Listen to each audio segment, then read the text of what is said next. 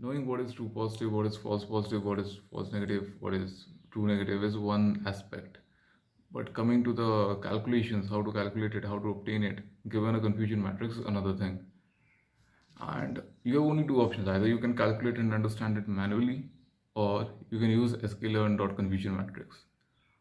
However, you need to understand what the values you're obtaining and how the values are you obtaining. So if you want to understand it to a greater depth and understanding, this video is for you.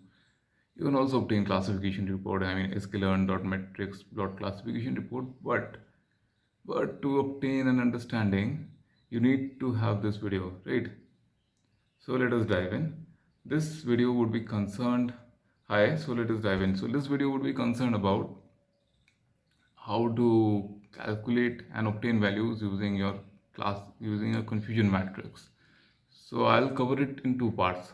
First part would be concerned with obtaining the true positive values, the false positive values, the false negative, and the true negative values. In the second part, we'll get to the calculation of metrics, the accuracy metric, the precision metric, the recall metric, and the F1 score.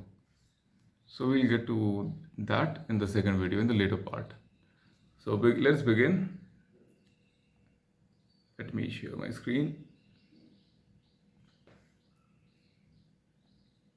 So hi, this is confusion matrices presentation. So the major confusion which revolves around calculation of major confusion matrices, as the matrix suggests, confusion matrix, is identifying the true positives, true negatives. That is usually the major concern of the people, and it increases exponentially as the number of classes increases, but that shouldn't be the case, right?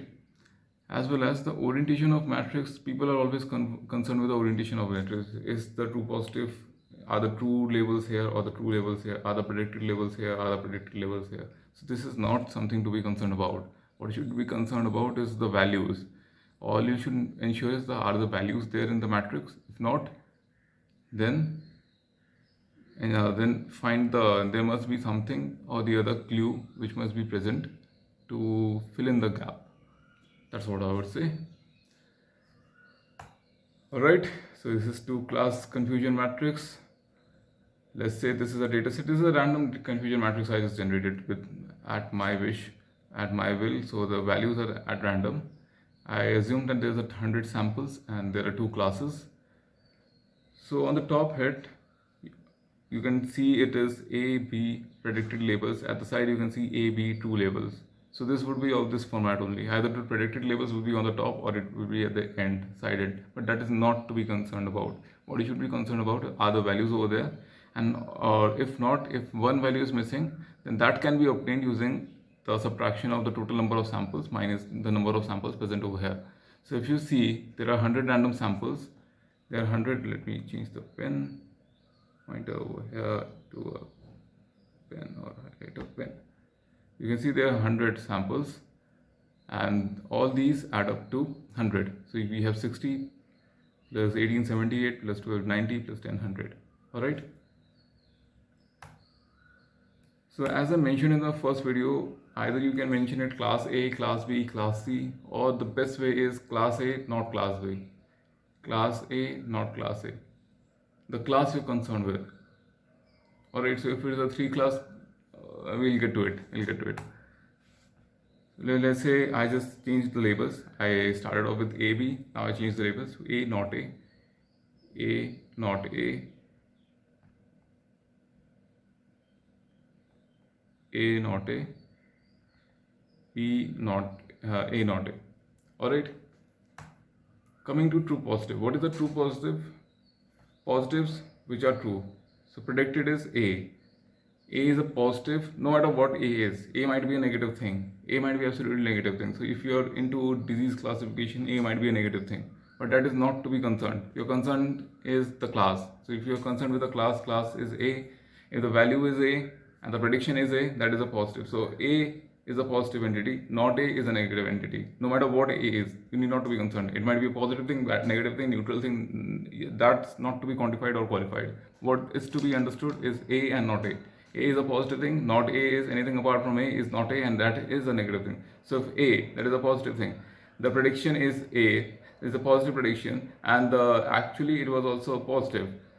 It was a positive prediction, actually it was also positive. That value matches for 60. Alright, not A is a negative prediction. So actually it predicted negative, it predicted negative and it was actually negative. So not A, true label was also not A, it is of true negative. Negatives which are true, these are negatives which are true. I hope this clarifies the previous concept to a much higher and greater extent. Now we come to false positive or false negative. I think I missed a slide.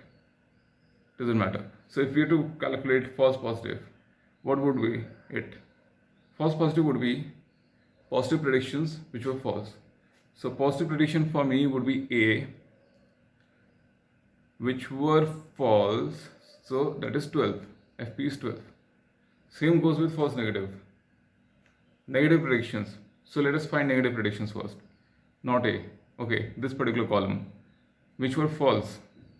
Okay, it was false. To be false, it should not be not A. That would make it correct. To make it false, it should be A. Right? So false negative would be 18.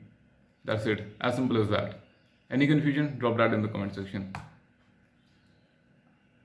Now coming to the 3-class confusion matrix. 3-class confusion matrix, you would have, let's say again the same 100 samples, a random distribution among 3 classes ABC, ABC. On the upper hand, you have predicted labels. At the side, you have true labels. It can be the other way around, doesn't matter. All that matters is the values inside it, and the sum of the values should be equal to the number of samples present. Alright, so let us replace A, not A, A, not A. Alright. Now, true positive. Positives which were true. Positive, what is the positive here? Positive is the class. Class is A, not what is negative. Positive is A, what is negative? Not A. If you are dealing with class B, what would be, how would you deal with it? So B would be there and you cross everything out. So you would cross A, you would cross C. If you're dealing with C, you would keep C and cross everything out. You would cross A and B. So would be the case for true labels. You would keep C and cross A and B. You would consider C as the positive class, not C as the negative class. No matter what C is, it might be extremely negative thing, it might be extremely positive, none of them concern. So let's deal with A. A is a positive class, everything apart from A is a negative class. I am concerned with true positives. So positives which were true. What is a positive? A. So this particular column, which were true. To be true, it must be matching with the A. Okay. So it would be 40. This matches with this, 40. False positive. Positives, but were not A. So it predicted A. It predicted positive class, which predicted A, but were not actually A. So this particular thing, these particular values, predicted A, this particular column predicted A, but were not actually A. So 9 plus 4, 13. True negative. Didn't predict A. Negative. Start from the right hand side. Negative. Did not predict A. So these two particular columns. Now among these two columns, filter out the true ones. Okay, did not predict A, but also were not actually A. So these two rows, this is the intersection. 20 plus 3 plus 3 plus 10. Now we come to false negative. Negatives which were false. Negatives, okay, these two columns, filter out, those were false. Okay, these two columns were negative, but were actually not negative. That means this is not negative, this is positive. So negatives which were not actually negatives, this particular row is the end intersection result, which is 5 plus 6. Hope this clarifies the concept to a great extent. Now you have obtained the values of true positive, false positive. You have understood how to obtain the values. So no matter this 3-class classification is for class A. Same would be the calculation for class B. Same would be the calculation for class C. I would ask you to please experiment out on your own. Try to calculate, obtain the same values for B class. Obtain the values of true positive, true false positive, false negative, false true negative for class B as well as class C on your own. If there's any confusion and you get stuck anywhere, just let me know in the comment section. I would be more than happy to help you out. And added to it, you will get to understand how do we utilize these values. So these values are class A. So what the best way to represent this would be true positive and subscript A, false positive subscript A, true negative subscript A, false negative subscript A. That's how you deal with it. Now coming to the calculations, we'll get to that in the next video. Till then, take care. Bye bye.